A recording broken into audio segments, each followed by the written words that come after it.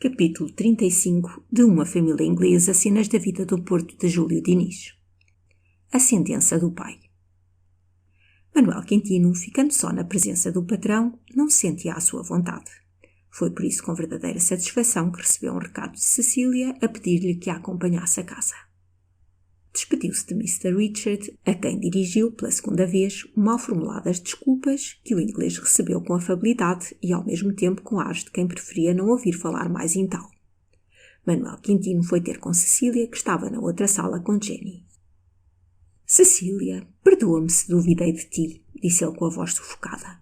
«Perdoa a minha imprudência de há pouco, filha. Foi uma loucura. Bem o vejo agora. Perdoa-a ao muito amor de teu pai». A comoção não o deixou continuar. Cecília lançou-se-lhe chorando nos braços. «Manuel Quintino, que está a fazer?» disse Jenny. «Não vê como a aflige?» «Menina», respondeu Manuel Quintino voltando-se para ela.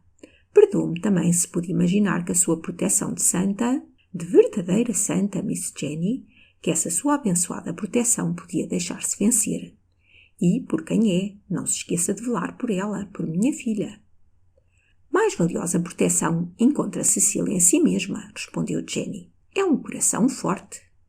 Manuel Quintino tinha a cabeça da filha encostada ao peito. Ouvindo estas últimas palavras, cingiu-a ainda mais a si e murmurou para Jenny, procurando não ser percebido por Cecília. «Forte? Era, enquanto lhe pertencia». Jenny demorou a olhar nas feições do velho. Aquela resposta dava a entender que algumas suspeitas lhe restavam ainda da verdade. Que ele podia estar convencido já da inocência da filha, que podia julgar com menos severidade e dúvida as tensões e procedimentos de Carlos, mas sem haver fechado de tal maneira os olhos à evidência que supusesse que nada havia de comum entre os corações dos dois. Jenny respondeu percebendo isto. «Forte há de sê-lo sempre, resta fazê-lo feliz». «Se Miss Jenny o não conseguir, quem mais o conseguirá?» «Trabalharei», disse Jenny sorrindo. «Dê-lhe a serenidade do seu coração e tê-la salvado». Jenny, que abraçava nesse momento Cecília, ouvindo estas palavras, meneou a cabeça e, entre risonha e melancólica, disse ao ouvido da amiga. «Não é assim que eu desejo salvar-te». Pela primeira vez a tratava por tu. Enquanto se passava esta cena, Carlos, de volta ao quarto, engolfava-se em pensamentos profundos. Tudo quanto sucedera lhe estava reproduzindo a memória. E, cópia de afetos e de paixões, agitavam-lhe o coração em palpitar desordenado. Que lhe competia fazer? Como devia sair da posição em que se achava? De que maneira compensar, com uma resolução nobre, digna dos sentimentos que percebia no coração, a insuperável timidez que durante o jantar se apoderara dele? Nisto pensava Carlos quando o criado lhe entrou no quarto, anunciando que Mr. Richard Whitestone o mandara chamar ao gabinete. Carlos esperava esta entrevista, que, depois do sucedido, podia dizer-se inevitável. Ele próprio procuraria, talvez espontaneamente, mas, apesar disso, não se sentia preparado para ela. Nem outra coisa lhe sucederia, talvez, quando mais espaçada fosse. Causou-lhe, pois, o efeito de imprevista. Vacilavam-lhe os passos ao dirigir-se ao gabinete do pai, como se fora um réu, caminhando para o tribunal em que vai ser julgado. Quando Carlos entrou, Mr. Richard estava em pé, encostado ao mármore do fogão. Tinha a expressão tão severa quanto era possível à sua fisionomia inglesa, e conservava na mão a carta de Carlos, como quem acabava de a ler naquele momento. Carlos parou no meio da sala, esperando que o pai lhe dirigisse a palavra. Mr. Whitestone estendeu para o filho a carta aberta, perguntando com modo rápido e incisivo. «Que há de verdade nisto que diz aqui?» «Tudo», respondeu Carlos, procurando dar à voz a firmeza que não sentia. Mr. Whitestone enrugou a fronte ao ouvir a resposta.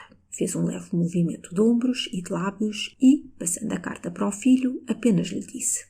«Aí a tem. Rasgue-a. Queime-a. Deve fazê-lo, porque destruirá assim a prova de uma nova infâmia». As faces de Carlos cobriram-se de intenso rubor. «Meu pai», balbuciou ele.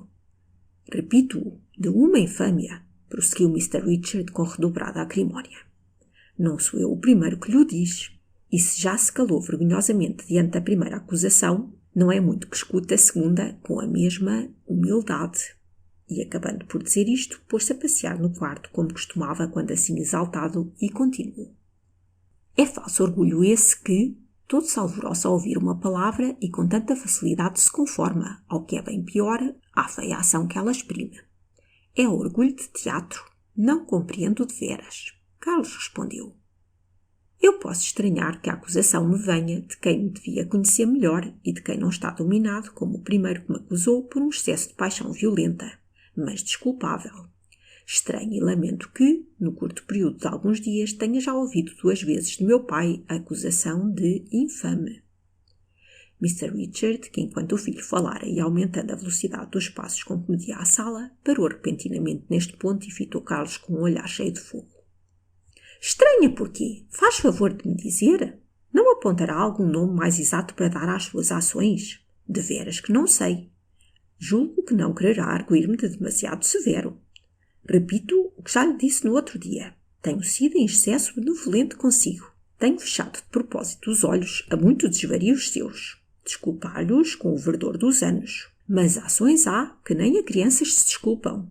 E, sempre que nos atos de um homem existe o caráter de baixeza, Carlos não pôde suspender o movimento instintivo de reação ao ouvir estas palavras. Mr. Richard percebeu, repetiu com mais força e olhando fixamente para o filho.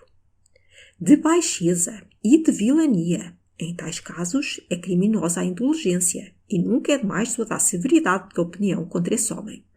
Escusa de protestar com esses movimentos e gestos.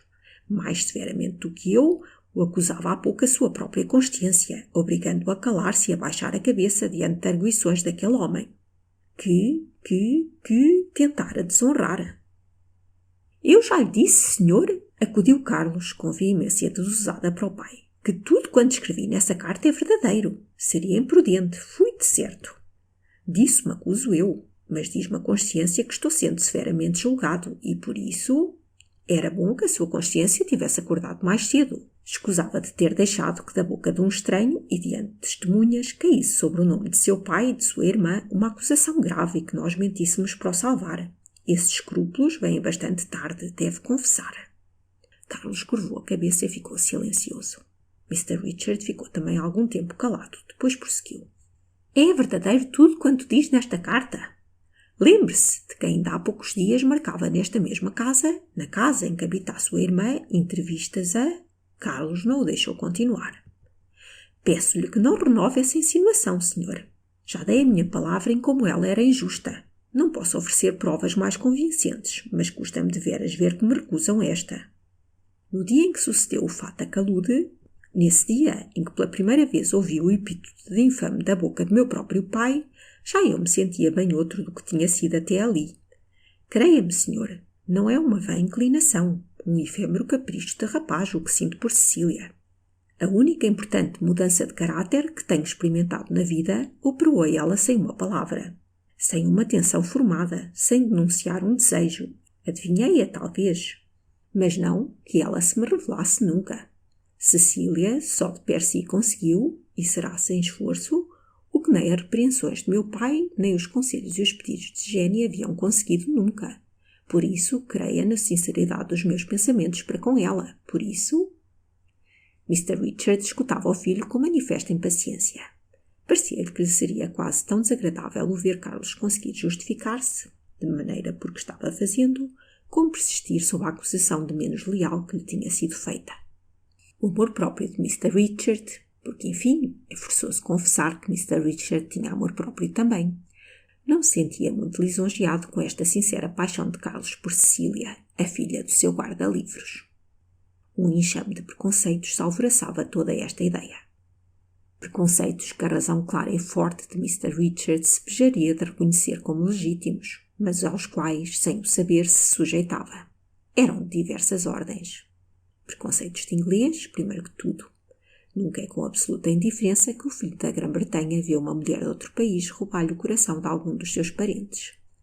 Há em toda a alma inglesa a profunda convicção, mais ou menos declarada, de uma superioridade da raça, que a não deixa encarar desapaixonadamente alianças destas.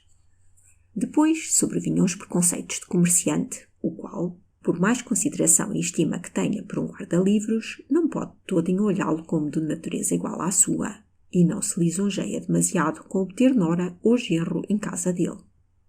Ainda o preocupavam preconceitos de capitalista, por mais filosóficas doutrinas que estes expendam sobre a vaidade das riquezas, na prática da vida não abstraem desse elemento quando combinam cálculos para resolver o problema da felicidade. Finalmente, até preconceitos de palha ofuscavam a luz da inteligência, pois não obstante a severidade das arguições que lhe ouvimos, é certo que poucas mulheres no mundo lhe pareciam dignas do seu Carlos. Tudo isto o fazia, pois, escutar de má vontade a declaração do filho, a quem interrompeu precipitadamente. Está bom, eu não preciso saber a história das transformações do seu caráter, o qual até me parece ser demasiado sujeito a elas. E se é essa a garantia única que tem da sinceridade dos seus sentimentos, há de concordar que é bem fraca. Mas, seja como for, depois do sucedido, parece-me escusado indicar-lhe o melhor partido que tenha a abraçar. Carlos elevou para o pai o olhar interrogador.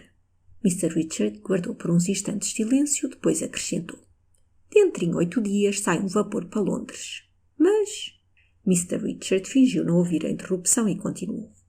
Há muito que se faz necessária uma entrevista pessoal com Mr. Woodfall Hope, porque... Não sei se me será possível obedecer-lhe, senhor. Mr. Whitestone voltou-se com vivacidade para o filho e, visivelmente irritado, disse. Espero que não cometa a baixeza de querer demorar-se aqui depois do que se passou. Não me faça envergonhar de o ter por filho. Carlos desacostumara-se a arrostar por muito tempo com a severidade do pai. Sentia-se incapaz de reagir diante daquele olhar. Baixou a cabeça e calou-se. Mr. Richard acrescentou instantes depois, em voz ainda severa, porém já menos ríspida. Pode retirar-se e faça por ser homem de bem.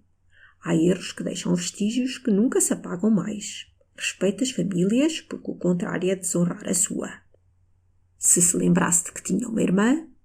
E neste ponto ouviu-se rumor à porta do quarto. Que temos? Perguntou Mr. Richard impaciente. Era um criado que vinha do mando de Jenny perguntar se Mr. Richard a podia receber. Mr. Richard fez um sinal afirmativo e voltando-se para Carlos. Saia, sua irmã precisa falar-me. Carlos curvou a cabeça e saiu sem dizer palavra. Era ainda o réu que deixava ao juiz, não o filho que se despedia do pai. Carlos encontrou-se com a irmã na sala contígua. Ela estendeu-lhe a mão, dizendo: Vês, Charles, vês o resultado das tuas loucuras? Loucuras, Jenny, pois ainda lhe chamas assim. Principiou a ter vontade de lhe dar outro nome, Principiou, e é por isso que venho aqui. Que vens fazer? Advogar a causa de uma má cabeça, em atenção a um pobre coração que não tem culpa nenhuma em andar unido àquela estouvada. Oh, Jenny, exclamou Carlos, tomando cheio de confiança as mãos da irmã. Então, deixa-me que o pai espera-me. E separando-se do irmão, disse a rir. Que difícil papel me fazem representar em toda esta história. Fim do capítulo 35.